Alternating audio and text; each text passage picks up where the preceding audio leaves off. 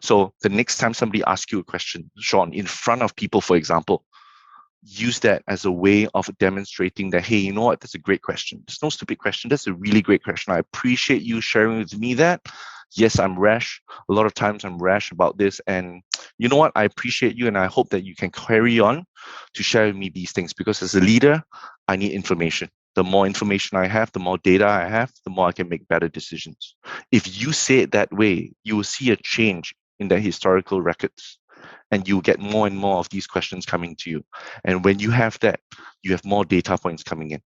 And when you have more data points, you have higher self-awareness. Hey guys, welcome back to the Leadership Stack Podcast, the podcast for entrepreneurs by entrepreneurs to increase your leadership, teamwork, and profits. This is your host, Sean C., aka Mr. CEO at 22.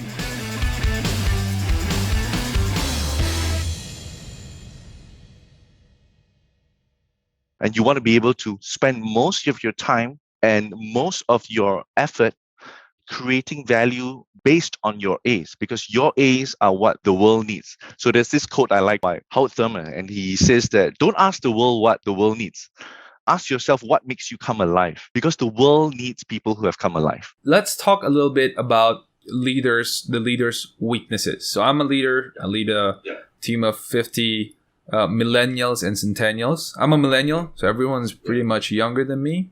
Now, I have weaknesses that would tick me off. Like, I'm a very highly dominant person. In the strengths spectrum, my top 5 would be self-assurance, maximizer, futuristic, activator, and command, in that order. So you could tell I'm a guy who's pretty snappy and I want things done and done well. And there are times when I fail, when my weaknesses get the better of me and I get angry for work that's poorly done. Now, what if those weaknesses that we take from F to C, we improve them? Yeah, but we're not really that spectacular with it because we didn't push it to A. What if they pour over emotionally, me being angry or the leader being angry because of this work not being done, or because this person did that or said that about this person or this client? How do we avoid that? How do we solve that problem? Yeah, so that's a different thing. So when you talk about your strengths, and I would say that your strengths are extremely rare. So self-assurance, I also have self-assurance in our top 5. I have command and self-assurance for you. That's the less than 5% of the world's population have it. To put that together, I think less than 2% of the people have it. So you are extremely rare. And one of the interesting things about this tool of strengths, which we use very often, is the idea that some of the weaknesses you have actually are strengths used unwisely. So give you an example. For your activator, for example, that's quite straightforward. You want things to be done fast, right? Immediately. Don't talk so much, just do it. We do it, we know whether it's right or wrong. So it's almost like you take a rifle, you shoot, bam, then you aim after that. Right? So you aim after that because you know that shot went left too. Yeah. Now I move it to right. So that's how you do it. But other people in your team, they might have a talent that's a little bit more careful than you. So they might have a talent, let's aim, and then shoot. So I don't want to waste a bullet. Right. So that's their mindset, and that's your mindset. And that when those two mindsets come, they clash. So the weaknesses you have is actually your strengths. In terms of the Clifton strengths, your strengths used unwisely. So activator is really about the idea of like, get things done fast. And I guarantee you, throughout your life, you will see many times that the activator came and saved the day. Yeah. And you were the hero because you took action fast. But yet, I can almost guarantee you, the statistics is around 75% of all the complaints that you've had in your life. Some majority of them is also the activator. Yeah. Sean, you're too rash. You're always thinking about something, and then you're just doing it without thinking so much. No, we need to be careful with the resources. There's no, forget it. Just try. So that is the self-awareness journey. So that idea where strengths, when you bring in the idea of strengths, there's a 2-part to it. There's the light and the dark, and how you think. How you behave, your leadership style, every leadership style that you have. Your activator can be equivalent to a leader that takes action. So your leadership style, Sean, you're an action taker. What is great about it, you take opportunity when nobody else has seen it yet. What is bad about it, you waste resources and time when you could have actually thought about it closer. So that is something that's more of a self-awareness. So one of the things that I think your listeners will benefit is that think about the things that people say about you. Oh, wow, Sean is always a person who takes action really fast. And that then come up with that idea of a leadership style. Oh, he's an action taker. And if you flip that, you will get that idea where your team can be very upset with you. Sean is always very rash, but it's based on that leadership style of being an action taker. So another way of saying it, that those are also a weakness, but the weakness is more of like it affects your team in a very negative way. It's a matter of awareness. Here's the thing. For a leader like me, for example, to be aware, you're the CEO, you're the president, you're the founder. Yeah. Here's the problem. Not a lot of people would say to your face that, hey, Sean, this is the problem with you. Yeah. And sometimes we could be blindsided to it, totally unaware that we have that problem. People who are self-assured like you and me, we mostly think that things are good, right? Yeah. Things are good. Yeah. I'm good. I'm good at what I do. What could be wrong? We don't see the wrong side. We don't see the dark side. We don't see what's going badly already for other people. The problem is people don't want to speak up to you because you're the founder and CEO. How do you get over that? What's the solution for that? Fantastic. That's a question that I get asked a lot in my coachings with leaders. One of the things that people say is that, how do I get more self-awareness if nobody speaks up, right? So the idea of speaking up is the idea of safety. It's actually boiling it down as really safety. You get safety, you get transparency, you get, hey, Sean, that really sucked what you just did. You know, you get somebody who can actually say that to you because they know that tomorrow they won't get fired. So the idea of safety, and how do you create that safety is actually through the first conversation you had with that person, the very first conversation, and it builds on that. So for example, if they ask a question, so let's say they say, Sean, I think you are reacting too fast, right? You're a bit rash and all that. I think we should think about this. That first response that they have gives them the historical records of what should I do in the future. And if you say something like you don't know anything, or if you say something like I'm the boss, then that is a historical record in his mind to say that, you know what, then that's true and I will behave differently after that. And slowly the voice gets quieter and quieter.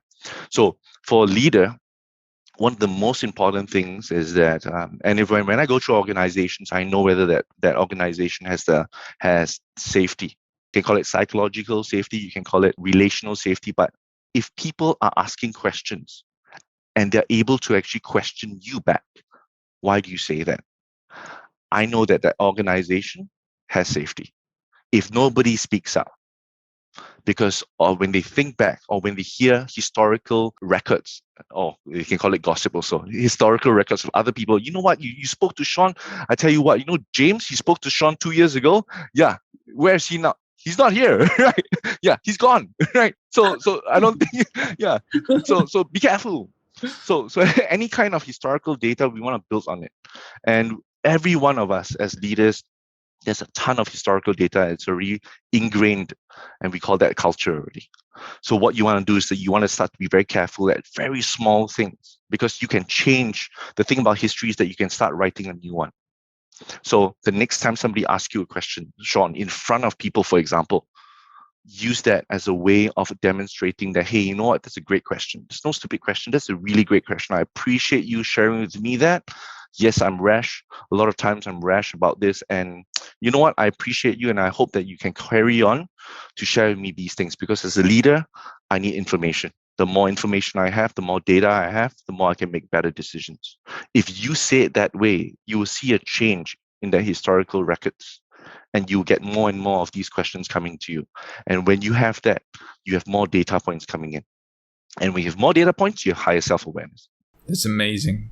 In fact, I would go even further and say, if you don't have the balls to tell me the truth, I'd fire you. I'm just kidding. But yeah, a lot of leaders today were desperate for that awareness, because it is a sickness. It's a cancer that plagues our organization when people don't tell us our blind sides. Yeah. It's a stink that we can't smell because it's on us, and we need people to tell us that. And that safety is so important. And how you said it about acknowledging when people speak up to you or even against you, but knowing that they want what's best for you and the organization, right? That matters. That helps a lot. So Jayson, I've learned so much from you during this short span of time that we have, and I'm sure I'm going to learn more from you. Where can people contact you if they want to know more about their strengths and being more aware about themselves? Thank you so much. So for us, we are on LinkedIn. You can search Coach Jayson Ho. You can also go to our website where we have perfectperformance.org or perfectperformance.org. That's where we do all our client work. We do either coaching, we do talks, and also we do workshops. And the main thing for me, just to share that I have this belief, and that's where, if you ask me what energizes me the most, is there's this belief that everyone is built for greatness. The challenge we have as leaders is, what are each of them built? What are they built for? And they can be an ostrich, they can be an eagle, a penguin. If you know what they're built for, you know where they can get that greatness out of them. So if everyone is built for greatness, our leadership challenge is, how much do I know about my guys? What energizes them? What drains them? What makes them feel alive? And what that makes them go home and be so drained that they don't have time or energy left for their family and for their kids. So as leaders, we want to understand that, and when we understand that, we can be really inspiring leaders that can bring out the best in people. That's amazing, Jayson. Thank you so much for today, for your time. We learned so much from you, and we are better for it. Thank you so much. Oh, hey, and since you're here, can you do me a favor? Can you hit on the subscribe button and hit the bell button and select all notifications so that whenever we have a new video, you're going to be the first one to know. Until then, keep leading. People still want the what. Whatever it is you're selling, whatever it is you're giving out as a service, people still want that. They still want your ramen. They still want your taho. They still want whatever it is that you have to offer. Guess what? It hasn't changed. You know what's changed?